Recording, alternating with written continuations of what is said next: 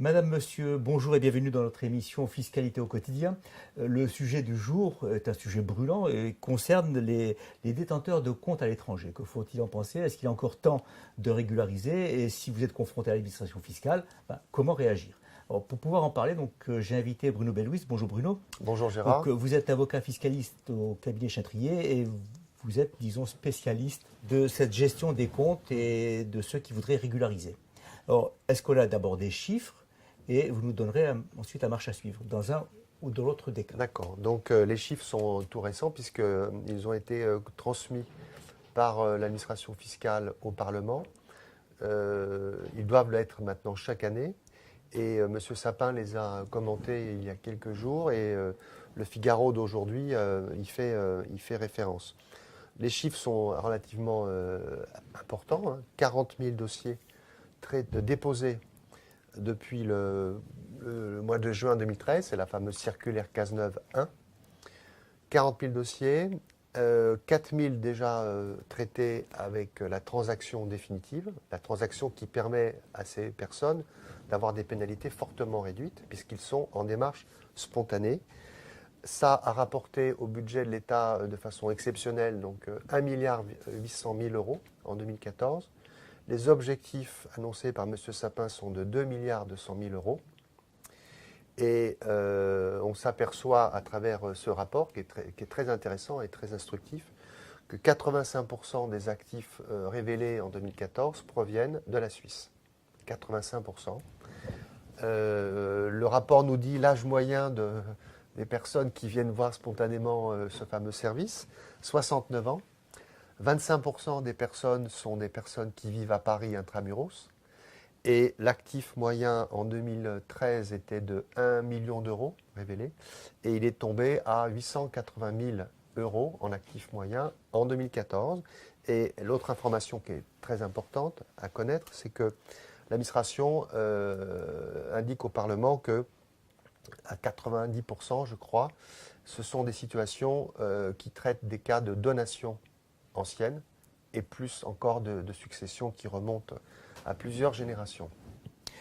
Donc ça, c'est le bilan pour l'année 2014. Oui. Donc le montant récupéré, le profil type des gens concernés, de nos concitoyens.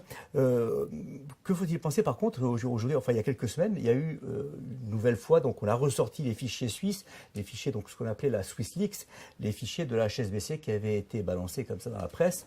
Et aujourd'hui, donc il y a un certain nombre de noms, on sait qu'il y a 15 000, c'est ça? 15 000 noms? Alors, ces fichiers ont été communiqués à l'administration fiscale en 2009 par M. Falciani, qui les a détournés de la banque HSBC, qui a d'ailleurs porté plainte contre lui.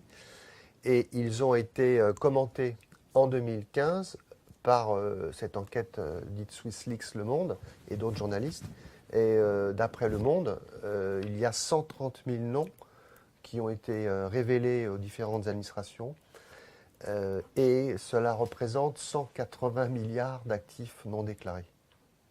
Alors, il y a deux cas de figure. C'est-à-dire que le premier cas, c'est que vous êtes sur cette liste. Imaginons, il y a deux cas de figure. C'est-à-dire soit vous recevez une notification de l'administration fiscale en vous disant, voilà, nous avons apporté à notre connaissance, effectivement, que vous êtes détenteur non déclaré d'un compte en Suisse.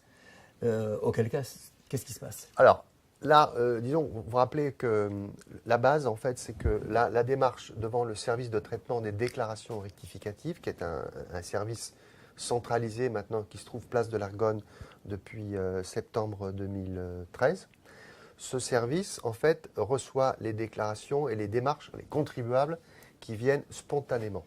Donc, c'est la raison pour laquelle ils ont des pénalités qui sont fortement réduites. Si vous êtes vous avez un compte HSBC et que vous pensez que vous êtes dans cette liste, il va y avoir deux solutions ou deux possibilités. La première, c'est que vous anticipez le contrôle parce que rien ne vous est encore arrivé et vous serez accueilli par ce service qui vous réservera non seulement un accueil en général plutôt courtois et efficace, mais surtout des amendes fortement réduites. Si vous attendez de trop et que vous recevez une simple lettre qui vous informe que l'administration connaît l'existence de ce compte que vous avez eu par le passé ou que vous avez encore, c'est plus Un accueil, c'est un contrôle avec des amendes maximum qui vous sont appliquées. Autrement dit, le choix est assez vite fait, me semble-t-il. La raison doit l'emporter et tant qu'à avoir un problème, autant l'avoir avec des pénalités fortement réduites. J'imagine bien. Je vous pose une question comme ça, brute de décoffrage. Quel est l'intérêt pour un contribuable qui serait dans cette situation de se faire assister par un expert? Il y gagne quoi? L'intérêt pour le contribuable, c'est que d'abord, c'est une démarche, pour l'avoir vécu, on a traité énormément de dossiers dans notre cabinet. Ce que j'ai remarqué, ce que j'ai ressenti, c'est qu'il y a un stress énorme sur ce sujet. Les gens ont peur de se retrouver en correctionnel, peur que leur famille soit contrôlée, peur que l'administration leur ait menti. Il y a même des clients qui nous disent mais et si monsieur c'était du temps et si c'est plus monsieur Hollande et si c'est plus monsieur Sapin, la France va revenir sur sa parole. C'est ça qui fait que ça crée du stress.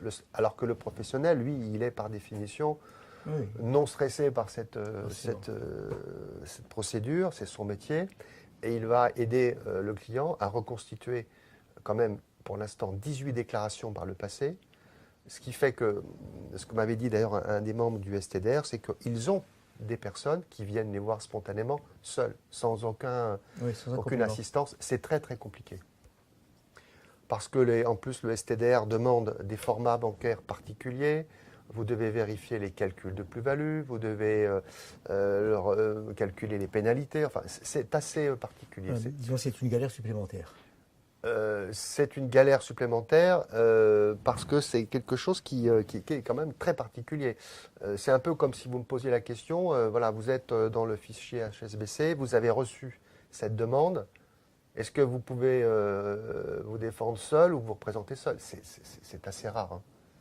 Oui, autant l'administration n'a pas d'avocat en face d'elle lorsque vous avez des demandes sur des réductions d'impôts, un problème sur vos loyers, un revenu foncier qui est mal coché, etc. Mais là, c'est une procédure qui est lourde, les sanctions sont lourdes et au final du final, il y a toujours la possibilité, surtout lorsque vous recevez une demande d'information, un contrôle, vous avez toujours ultimement la possibilité malheureusement de vous retrouver en correctionnel.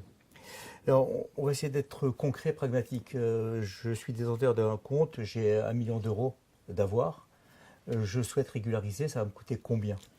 Alors, c'est une question que nous posent tous nos clients, hein, évidemment. Et on ne peut pas forcément... je vais vous donner un exemple. Si on reste dans l'idée, puisque le STDR a un profil type. On va partir du profil type. Profil type, 69 ans, 1 million d'euros.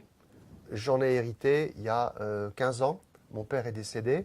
Il le tenait de son père, donc de mon grand-père. Et je n'ai pas touché au compte de peur d'avoir un problème en le gardant pour éventuellement mes enfants, voire mes petits-enfants. Donc le compte est sur un compte numérique, 1 million d'euros sur toute la période concernée par la révélation.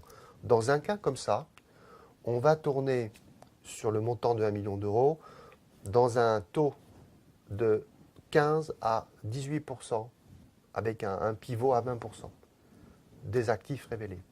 La même personne qui vient nous voir et qui nous dit, voilà, en 2005, j'ai fait une opération à l'étranger, j'ai vendu un bien que j'avais, une entreprise que j'avais à l'étranger, je ne l'ai pas déclaré en France, il a donc créé son actif. C'est ça la différence qu'il y a. D'accord. Celui qui reçoit est passif et celui qui a créé la fortune cachée à l'étranger, il est actif.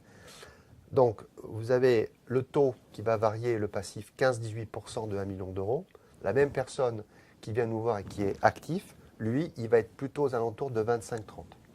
Okay, bon. Ça fixe au moins un petit peu. Voilà, ça donne un peu, ça donne un peu. Il faut vous rappeler que, enfin, je le rappelle plutôt que la cellule Wörth qui fonctionnait en 2009, mais qui a connu beaucoup moins de succès que la circulaire Cazeneuve et maintenant Sapin, la cellule Wörth avait travaillé sur 3500 dossiers, à comparer aux 40 000 dossiers qui sont arrivés en 2 ans, et le taux moyen de taxation des avoirs révélés représentait 12%. Vous voyez, donc c'est quand même des sommes qui sont relativement faibles encore. Au niveau du process, est-ce que c'est une procédure qui dure longtemps?